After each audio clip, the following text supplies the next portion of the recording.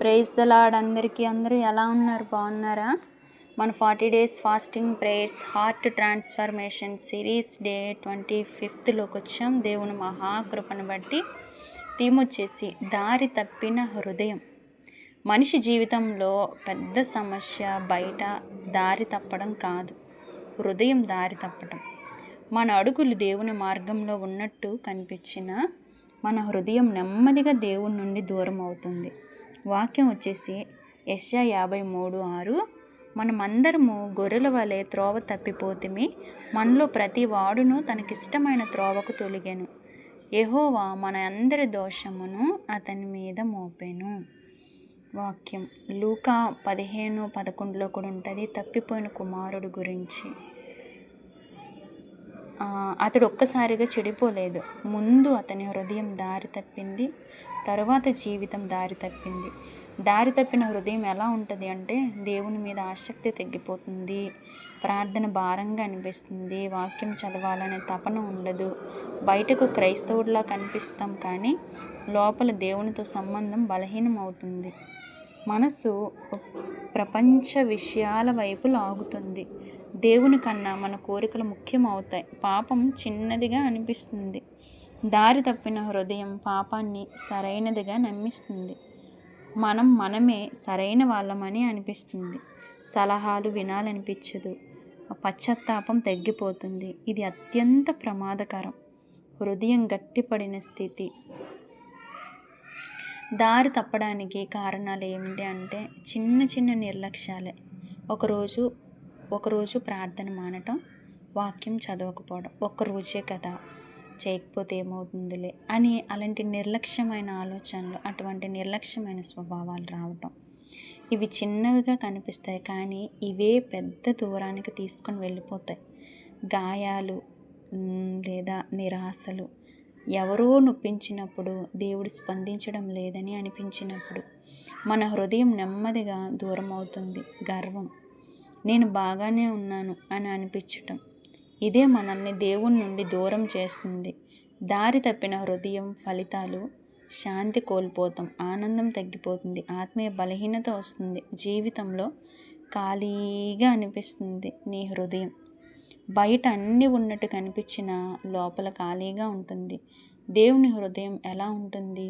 మనం దారి తప్పితే దేవుడు మనల్ని వెతుకుతూ వస్తాడు. ఎన్ని విషయాల ద్వారా, ఎన్ని మార్గాల ద్వారా నీ దగ్గరికి వస్తాడో తెలుసా దేవాతి దేవుడు.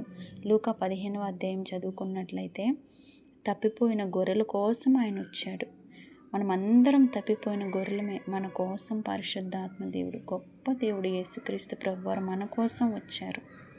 ఆ పరలోకం నుంచి ఒక స్త్రీ ఆమె తప్పిపోయిన నాణ్యం కోసం ఇల్లంతా ఊడ్చి ఆ దీపం పెట్టి ఎక్కడుందని పోయిన దానికోసం ఎంతలాగా ఆమె వెతుకుతుందో, అది కూడా లూకా సువార్త 15వ ఉంటుంది, చదవండి. ఇంకోటి, తప్పిపోయిన కుమారుడు తండ్రి యొద్ద నుంచి దూరం అయిపోయినప్పుడు ఆ తండ్రి కుమారుడు కొరకు ఎన్ని దినములు ఎదురు చూస్తూ ఉన్నాడో, అది కూడా 15వ లూకా 15లోనే ఉంటుంది, చదవండి. ఎదురు చూశాడు ఆ తండ్రి తప్పిపోయిన కుమారు. అలానే ఈరోజు తప్పిపోయిన నువ్వు నేను మన కోసం ఆయన రక్తంని కార్చి ప్రాణం పెట్టిన ఆ ప్రభువు మన కోసం ఎదురు చూస్తున్నాడు. నువ్వు దారి తప్పిపోయావా, నా యొద్దకు మరలా తిరిగి రా బిడ్డ అని ఆ దేవాతి దేవుడు చూస్తున్నాడు. ఇది మన దేవుని యొక్క మంచి లక్షణం. మన కోసం దేవుడు ఎదురు చూడటం. ఆయన మనల్ని ఎప్పుడూ విడిచిపెట్టడు, వదిలిపెట్టడు. తిరిగి రావడానికి మార్గం ఏంటో తెలుసా? గుర్తించాలి. నా హృదయం దారి తప్పిపోయింది అని నువ్వు ఒప్పుకోవాలి. నీలో పశ్చాత్తాపం కలగాలి. నిజమైన హృదయంతో దేవుని ముందుకు రావాలి, తిరిగి చేరాలి. ప్రార్థన, వాక్యం, ఆత్మీయ జీవితం, ఈ 3 ఎవరు తెలుసా గుర్తించారు? దావీదు మహారాజు గారు. ఆమె విషయంలో పాపం చేసినప్పుడు, నేను పాపం చేశాను, అందుకే దేవుడు నన్ను విడిచిపెట్టి వెళ్ళిపోయారు అని గుర్తించాడు. తర్వాత పశ్చాత్తాపడ్డాడు. ఉపవాసం నుండి కన్నీటితో ఆయన కాచిన కన్నీరికి పరుపు తేలిపోయిందని ఉంటుంది వాక్యం. పశ్చాత్తాపం పడ్డాడు. తిరిగి చేరాలి. మరలా ఆయన దేవుని దేవునితో మళ్ళీ కనెక్షన్ ఇంకెప్పుడు తప్పిపోకుండా ఉండే విధంగా ఆయన జీవించారు. దేవునితో ప్రార్థన ద్వారా రోజుకి దావీదు మహారాజు గారు 7 మార్లు ప్రార్థన చేశారు. ఆయనకున్న సమయంలోనే వాక్యాన్ని ధ్యానించారు. అతని ఆత్మీయ జీవితాన్ని, తన కుటుంబాన్ని, అందుకే గొప్ప కుమారుణ్ణి దేవుడిచ్చాడు. జ్ఞాని అయిన సొలొమోను రాజు అంత గొప్ప కుమారుణ్ణి దేవుని అనుగ్రహించాడు. దేవుని ప్రేమను అంగీకరించాలి. దేవుడు మనల్ని శిక్షించడానికి కాదు, తిరిగి చేర్చుకోవటానికే ఎదురు చూస్తున్నాడు. దారి తప్పిన హృదయం అంటే అంతం కాదు, అది తిరిగి రావటానికి ఒక పిలుపు. ఆ దేవుడు నిన్ను పిలుస్తున్నాడు. దారి తప్పి నువ్వు పోతే, నిత్య అగ్నిగుండంలోకి నీ ఆత్మ వెళ్ళిపోతే, నేను కాచిన రక్తము, నీ కొరకు ప్రాణం పెట్టిన నా మనస్సు అర్థం చేసుకోలేకపోయావు నా బిడ్డ అని దేవుడు నిన్ను అడుగుతున్నాడు. ఇది పిలుపు, మంచి పిలుపు. నువ్వు విన్న ఈ వాక్యాన్ని ధ్యానించు. ప్రతిరోజు విన్నట్టు విడిచిపెట్టకు. నీ హృదయం ఏ విషయంలో దారి తప్పిపోయిందో ఒకసారి ఆలోచించుకో. నేడు దేవుడు మనతో ఇలా అంటున్నాడు, నా దగ్గరకు తిరిగిరా, నేను నిన్ను స్వీకరిస్తాను. నేను అందరిలా త్రోసివేసే దేవుణ్ణి కాదు. అందరూ నిన్ను ఎన్నో విధాలుగా నిన్ను దూరం పెట్టినా, దేని కొరకైనా, కానీ నిన్ను మాత్రం నేను ఎప్పుడు హక్కును చేర్చుకుంటూ, ఇప్పుడు చూపించిన ప్రేమ కంటే అధికమైన ప్రేమను నీ కొరకు చూపిస్తూ, నీ కొరకు నా ప్రాణాన్ని దారిపోసాను కదా అనుకున్న దేవుడు ఎన్ని విధాలుగా నీకు వెల్కమ్ చెప్తున్నారు. కాబట్టి పాపాన్ని విడిచిపెట్టు, పరిశుద్ధుడైన దేవుడి దగ్గరికి రా. ఇప్పటికే దారి తప్పిపోయి నువ్వు ఉంటే ఇక నుంచైనా ఈ వాక్యం విన్న తర్వాత అయినా నీ ప్రభు దగ్గరికి రా. ఈ చిన్న లిరిక్ విందా.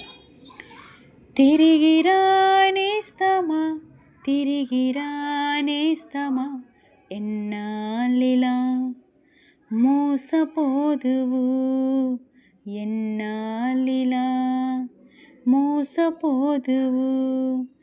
తిరిగి రానేస్తమా, తిరిగి రానేస్తమా, ఎన్నాళ్ళిలా గాయపడుదువు, ఎన్నాళ్ళిలా గాయపడుదువు. ఈ లిరిక్ విన్నాం కదా. నువ్వు లోకంలోకి వెళ్తే, నువ్వు నీ దేవుణ్ణి విడిచిపెట్టి లోకంలోకి వెళ్తే మోసమే నీకు మిగులుతుంది.